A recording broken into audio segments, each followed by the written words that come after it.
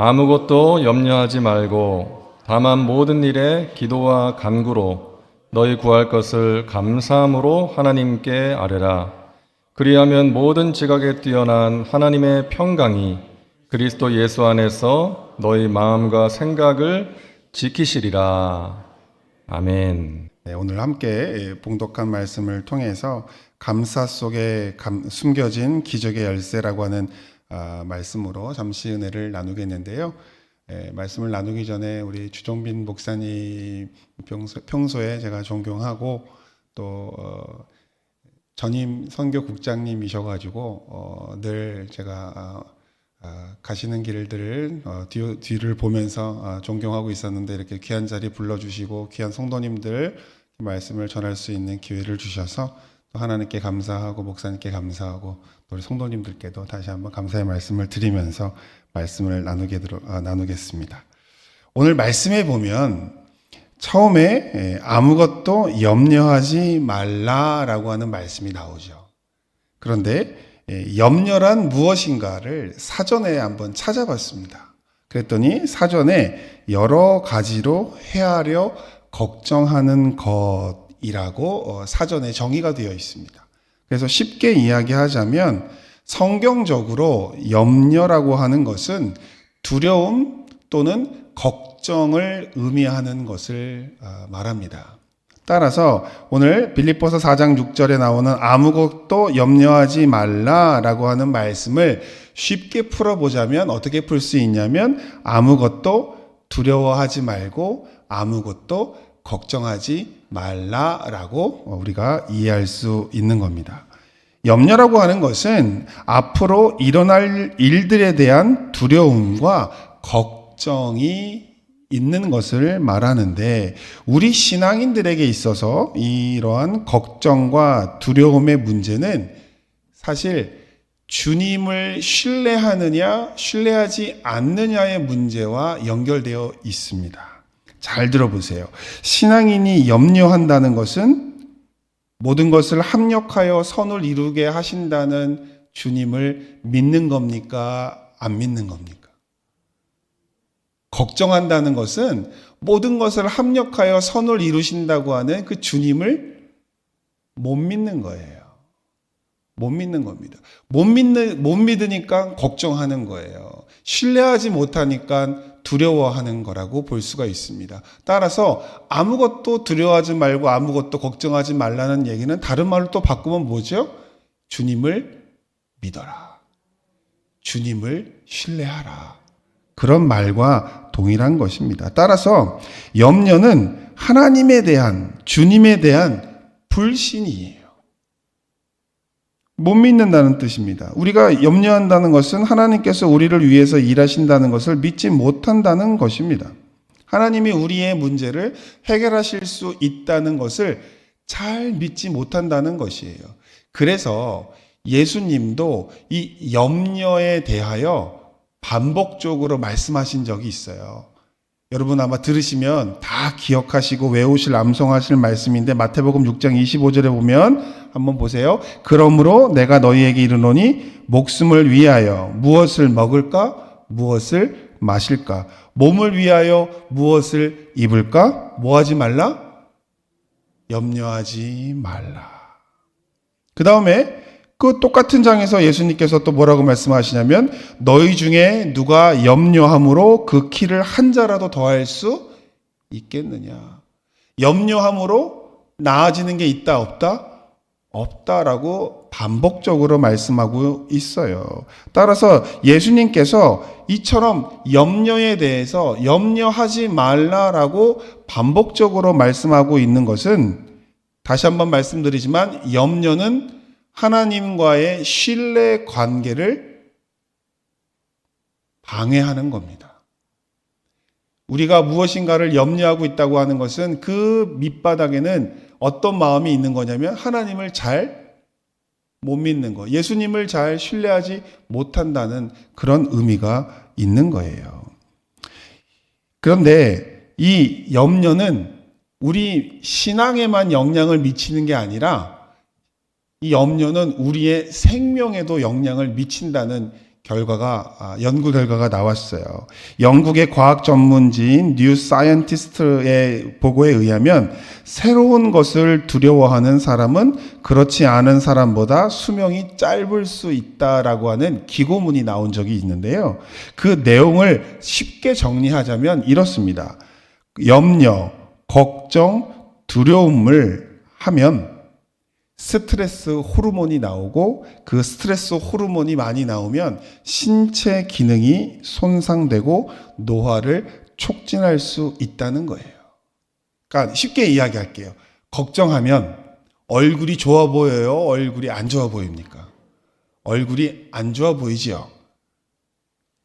제 얼굴을 보시면 걱정이 있어 보이세요? 걱정이 없어 보이십니까? 걱정이 없어 보이죠? 예. 왜냐하면 하나님께서 모든 것을 좋은 길로 인도하실 줄 알고 있으면 그렇습니다. 시간이 날 때마다 거울을 한번 쳐다보세요. 거울을 쳐다보면서 내 얼굴에는 근심과 걱정과 염려의 흔적이 남아 있는지를 한번 돌아보시기 바랍니다. 그런데 그것은 믿는 사람들은 그러니까 얼굴이 좋아야 돼, 안 좋아야 돼요?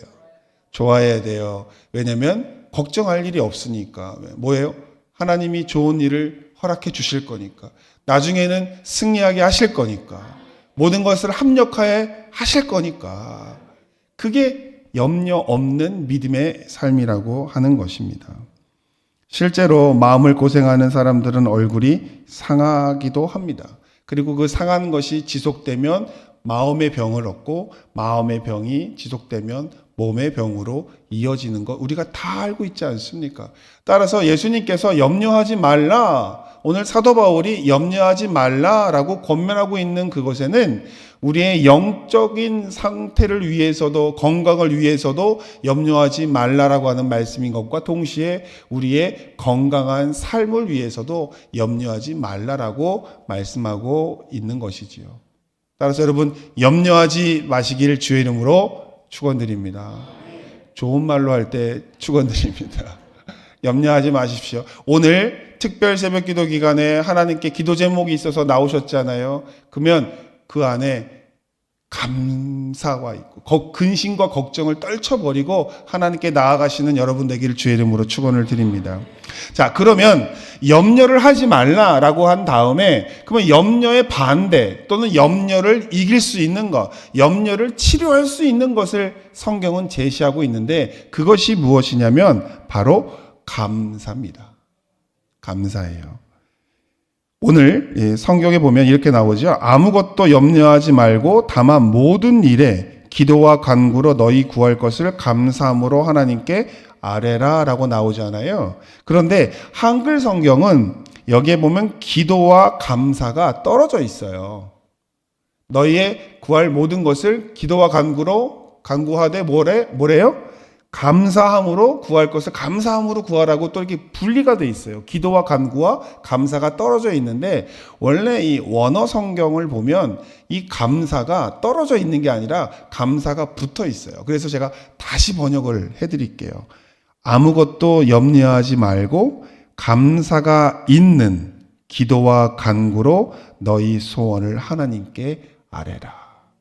이게 올바른 번역이에요. 그러니까 기도할 때 어떻게 하라는 거예요? 감사가 있는 기도를 하라는 거예요. 여러분 기도할 때 하나님께 감사 있는 기도를 하십니까? 잘 한번 가슴에 손 얹고 양심적으로 한번 생각해 보세요. 기도할 때 감사의 기도를 드리세요? 아니면 걱정, 근심이 조금 있어요?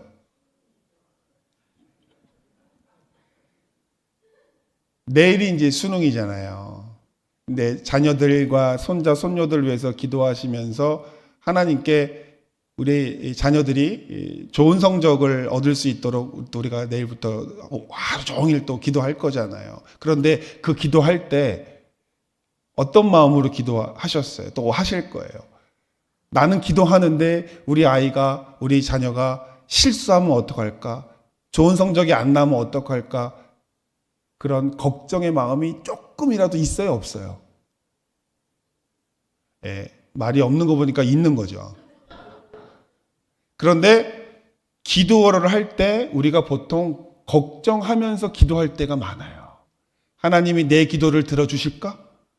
내 기도가 응답될까? 라고 걱정하면서 기도할 때가 많단 말이에요. 저도 그랬을 때가 있으니까. 그런데 오늘 성경 말씀에 어떻게 기도하래요?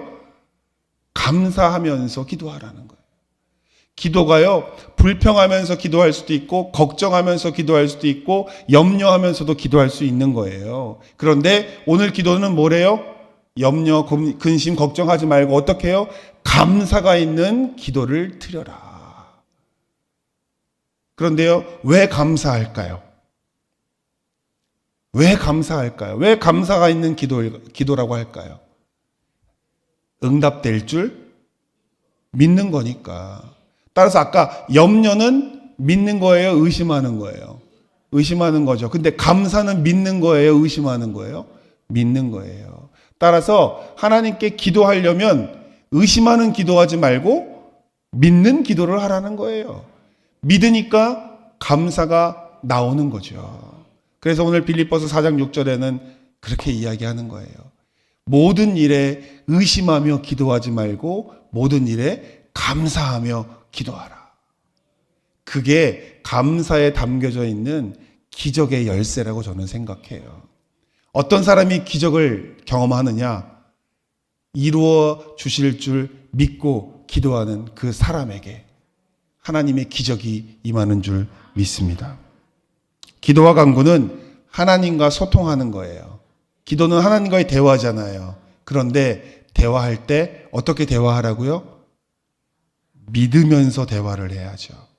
하나님과 대화하면서 믿으면서 대화를 해야죠. 그런데 우리가 대화할 때 상대방이 나를 믿는지 안 믿는지 알아요, 몰라요? 알죠. 저 사람이 나를 믿으면서 이야기하는지 아니면 의심하면서 이야기하는지 우리가 느낄 수 있다고요. 그런데 하나님은 우리가 하나님을 믿으면서 간구하는지 의심하면서 간구하는지 알아요, 몰라요? 알죠. 따라서 우리가 할 기도는 의심의 기도가 아니라 믿음의 기도인 줄 믿으시길 주 이름으로 축원합니다. 제가요, 하나님을 경험을 많이 하고 하나님의 은혜를 받으면서 훈련된 게 한 가지가 있어요. 뭐냐면 하나님은 약속하시면 그 약속을 지켜주신다. 그리고 나의 간절한 기도는 하나님이 응답해 주신다. 라고 하는 믿음이 있어요, 저에게는. 왜냐하면 저의 체험이 있으니까. 그 체험을 하나 말씀을 드리겠습니다. 제가 독일에서 공부를 10여 년 동안 공부를 하고 한국으로 왔습니다. 한국으로 올 때 어떤 마음으로 왔겠어요? 아, 이제 공부를 끝나고 그 어렵다고 하는 학위를 마치고 왔으니까 나 이제 여기서 대우를 잘 받겠지 하면서 그런 마음으로 한국에 왔지 않겠습니까? 그래서 한국에 딱 와서 여의도 순복음 교회에서 저를 유학을 보내주셨기 때문에 다시 교회로 복귀를 했어요. 복귀를 하면서 이제 처음 이제 사례비를 받는 달이 됐습니다. 그래서 사례비를 받는데 저는 저와 똑같은 그 기수가 있잖아요. 전도사 기수, 목사 기수가 있으면 그 기수들이 받는 그 사례비를 받을 거라고 생각을 했어요. 그리고 저는 어렸을 때부터 전도사를 했기 때문에 전도사 기수가 조금 높아서 대우가 좋겠거니 하고 생각을 했습니다. 그런데 저를 딱 불러요. 부르더니 연봉을 깎아야겠다는 거예요. 깎아야겠대요. 그래서 제가 아니 공부하고 왔는데 연봉을 더 주지는 못할 망정 깎냐 그랬더니 외국에 있다가 왔기 때문에 이제 처음부터 다시 시작을 해야 되니까 연봉을 깎는다는 거예요. 그래서 마음이 상했을까요? 안 상했을까요? 마음이 상했죠. 엄청 상했죠. 그래서 하나님한테 기도를 제가 했습니다. 하나님 공부하고 왔는데 연봉을 더 주지는 못할 망정 연봉을 깎는답니다. 그랬더니 하나님께서 제 마음속에 그런 마음을 주셨어요. 그러시면서 저에게 위로의 말씀을 주시는 게 괜찮아. 내가 다 갚아줄 거야. 내가 다 갚아줄 거야. 그 마음이 위로가 됐을까요? 안 됐을까요? 위로가 안 되더라고요. 왜냐면 그 당시에 뭐 내 삶에 변화가 없으니까. 그런데요, 6개월이 지났습니다. 6개월이 지났는데 신문에 광고가 하나 났어요. 저희는 그때 한국에 와서 집이 없어가지고 염창동의 반지하에 사골세로 월세로 살고 있었는데 저희 아이들이 바깥에 나갔다가 돌아오면 그러는 거예요. 저희 집 주변에는 다 아파트인데 저희 아이가 와가지고 저한테 그러는 거예요. 아빠, 우리도 아파트로 가자 그러는 거예요. 그래서 왜? 친구들이 다 아파트라는 거예요. 그래서 집에 헤어질 때 아이들은 아파트로 가는데 저희 아이들은 지하로 가니까 친구들이 놀린다는 거예요. 그래가지고 마음이 조금 아파가지고 제가 그랬어요. 아이들한테. 남자만 2명이거든요. 저희가. 너희 때문에 아파트 못 가는 거야. 그래서 왜 못 가냐 했더니 너희가 하도 떠들기 때문에 층간소음 때문에 아파트 못 가는 거야. 그랬더니 저희 아이가 그러더는 거예요. 그러면 1층으로 가자는 거예요. 아파트 1층으로 가면 되지 않냐는 거예요. 그래서 기도 알았다. 나중에 아빠가 갈 수 있으면 갈게 하고 있었던 그 찰나에 신문에 공고가 났어요. 국민 임대주택 청약을 받겠다라고 나오는데 국민 임대주택 조건이 굉장히 까다롭습니다. 조건이 굉장히 낮아요. 소득이 낮아야 돼요. 근데 그 밑에 보면 연간 소득 얼마 이하가 나오는 거예요. 그런데 딱 따져보니까 제가 받는 연봉에서 몇만 원 빠지는 조건이 딱 맞는 거예요. 그러니까 나중에 보니까 제 사례비가 깎여가지고 거기에 맞은 거예요. 만약에 제가 받고 싶은 만큼 받았으면 그 조건에 해당이 안 되는 거예요.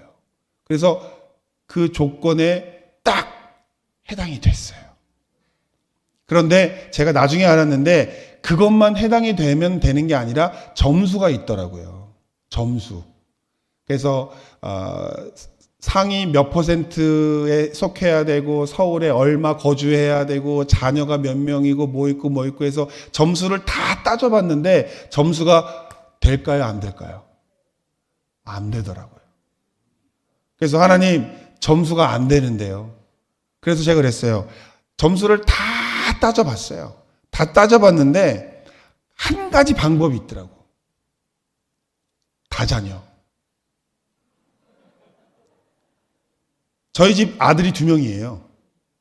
아들이 2명인데 그 당시에 다자녀가 아이가 3명 되면 다자녀예요. 다자녀가 되면은 점수가 확 올라가요. 그래서 제가 하나님한테 기도했죠. 하나님, 이 다자녀 이게 방법이 이거밖에 없는데 어떡합니까? 하고 있는데 갑자기 옆에서 아내가 왜 이러는 거예요. 딱 왜 그러냐고 그랬더니 아이가 들어섰어요. 그래서 제가 걱정이 되는 거예요. 왜냐하면 아이를 낳아야 되잖아요. 그런데 청약을 넣는 그때에 아이가 안 나와요. 그래서 제가 SH에다가 전화를 걸었어요. 다자녀 우리는 2명밖에 없고 뱃속에 아이가 이제 3개월이다. 그래도 되냐 그랬더니 뱃속에 아이도 쳐준대요. 그래가지고 다자녀가 됐어요. 다자녀가 돼가지고 신청을 했습니다. 근데 그 신청을 했는데 됐을까요? 안 됐을까요? 됐습니다. 근데 거기가 어디냐면 마곡이라고 하는 곳이에요.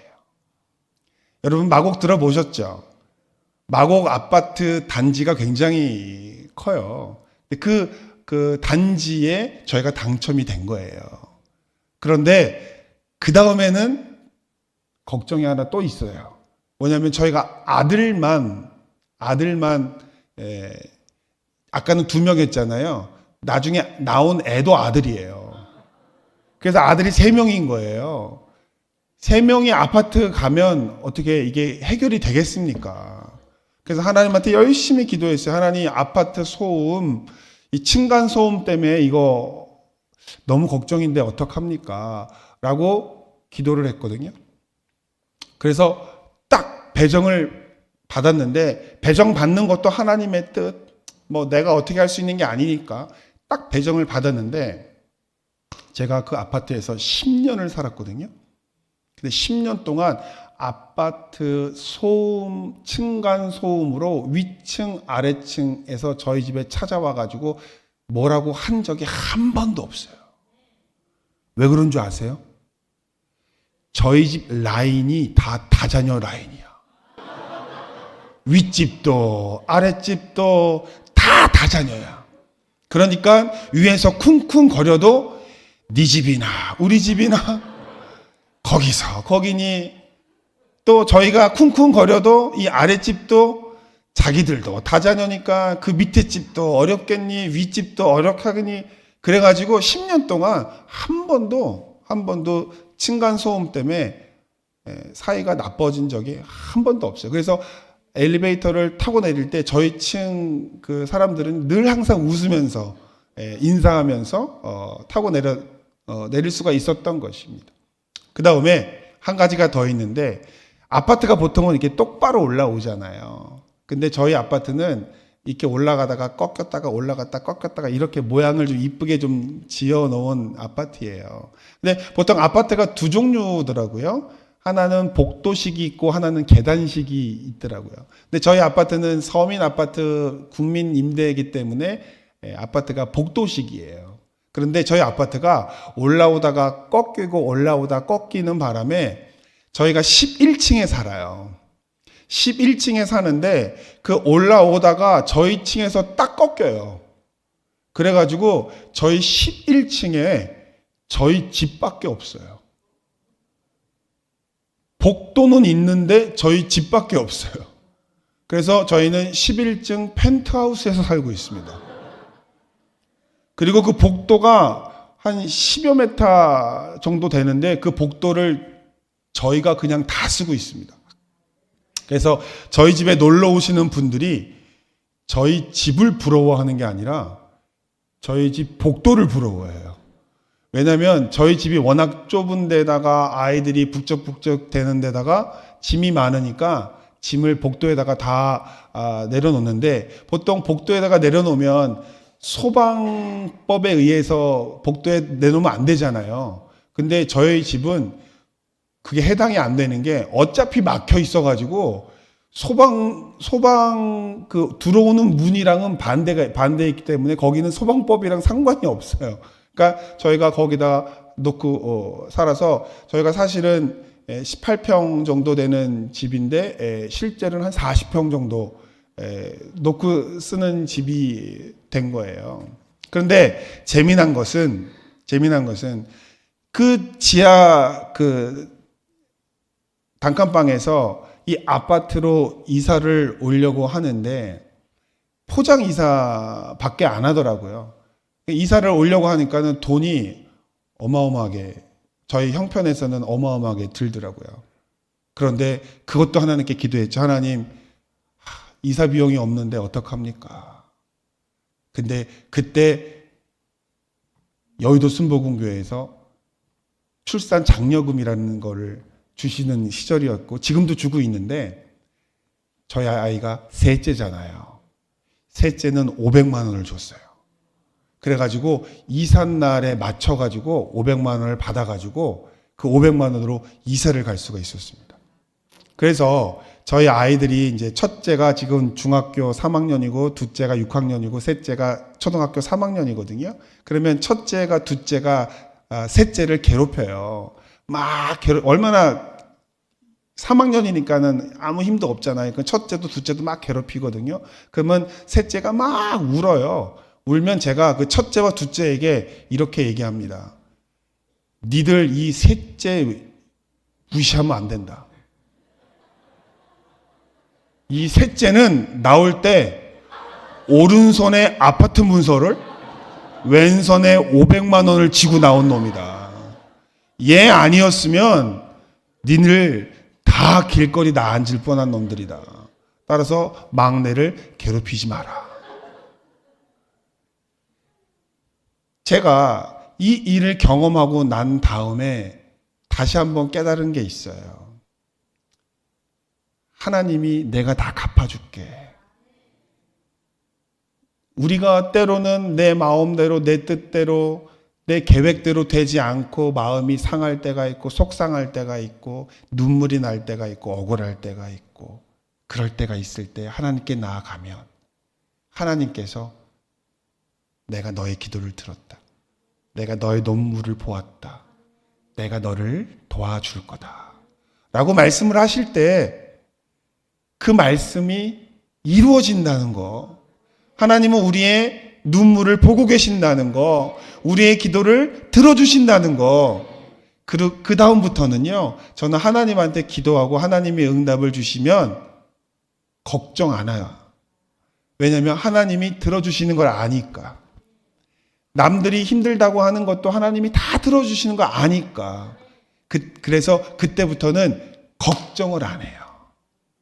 그래서 오늘 빌립보서 4장 6절에 원래 두 번째 말씀이 7절에 뭐라고 나옵니까? 그리하면 모든 지각에 뛰어난 하나님의 평강이 그리스도 예수 안에서 너의 마음과 생각을 지키시리라 라고 나와 있는데, 이 말씀이 뭐냐면 모든 지각에 뛰어나다는 말씀이 뭐냐면 모든 감각을 능가하는 이란 뜻이에요. 모든 감각, 우리가 볼 때 만지면서 느끼면서 근심, 걱정, 염려 오잖아요. 그 모든 것을 뛰어넘는 하나님의 평강이 임한다는 거예요.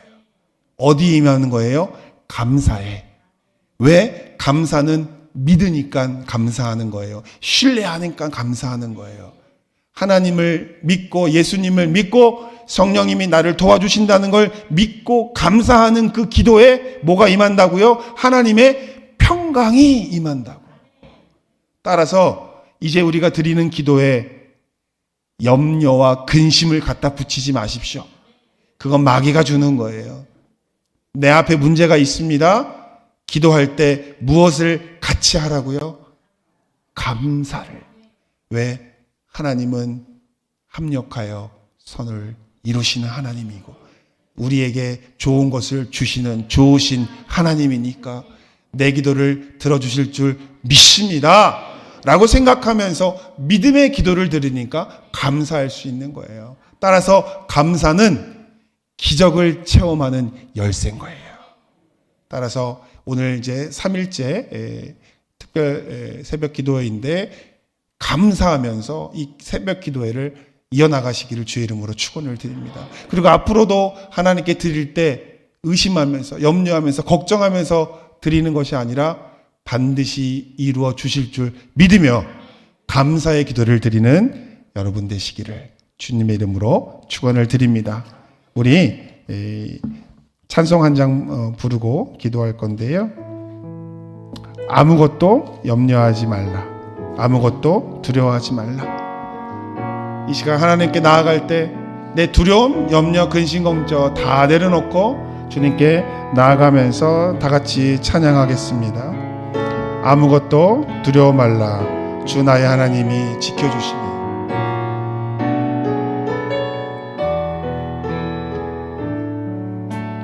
아무것도 두려워 말라. 주 나의 하나님이 지켜주시니. 하나님이 지켜주시네. 놀라지 마라. 겁내지 마라. 주님 나를 지켜주시네. 다시 한번 찬양합니다. 아무것도 염려하지 마라. 아무것도 염려치 말라. 주 나의 하나님이 지켜주시네. 놀라지 마라, 겁내지 마라. 주님 나를 지켜주시네. 내 맘이 힘에 겨워, 내 맘이 힘에 겨워 지칠지라도 주님 나를 지켜주시네. 지켜주시네. 세상의 험한 풍파, 세상의 험한 풍파 몰아칠 때도 주님 나를 지켜주시네. 주님은 나의 산성이 되어 주십니다. 주님 나의 산성이십니다. 주님은 나의 요새이십니다. 나의 요새. 주님은 나의 소망, 나의 힘이 되시며. 주님은 나의 산성, 주님은 나의 산성, 주님은 나의 요새, 주님은 나의 소망, 나의 힘이 되시며. 이 시간 문제를 갖고 나오신 분들 가슴에 손 얹어 기도합니다. 하나님, 주님 앞에 모든 걸 갖고 나와 십자가 앞에 무릎 꿇고 기도하는 하나님의 귀한 권속들에게 이 시간 모든 지각에 뛰어난 하나님의 평강이 임하게 하여 주시옵시고, 기도하며 이루어 주시고 응답하여 주시고 갚아 주시고 채워 주시고 넘치게 하실 하나님의 은혜를 신뢰하고 믿으며 감사가 있는 기도와 간구를 올려드리는 저희가 되게 하여 주시옵소서.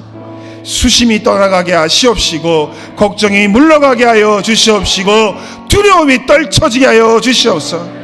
얼굴에 기쁨이 있고 감사가 있고 아버지 하나님 사랑이 넘치는, 생명이 넘치는 믿음의 삶을 살아가는 저희가 될 수 있도록 주님 인도하여 주옵소서. 특별 감사 기간 동안에 하나님께 감사가 있는 기도를 올려드리기를 원하오니 그 모든 기도 제목 위에 하나님의 넘치는 평강이 넘치게 임하게 하여 주시옵시고 모두가 응답받는 기도에 아버지 주인공들 되게 역사하여 주시옵시고 이 한 해가 마무리할 때에 감사의 열매가 풍성할 수 있도록 인도하여 주옵소서. 오늘에 들려지는 모든 기도 위에도 또 하나님의 은혜가 넘치게 임하게 하여 주실 줄 믿으며 감사가 있는 기도가 넘쳐나는 우리 송파 순복음교회가 될 수 있도록, 여의도 순복음 송파교회가 될 수 있도록 축복에 축복을 더하여 주옵소서. 감사드리고 이 모든 말씀 예수님의 이름으로 기도 올려옵나이다.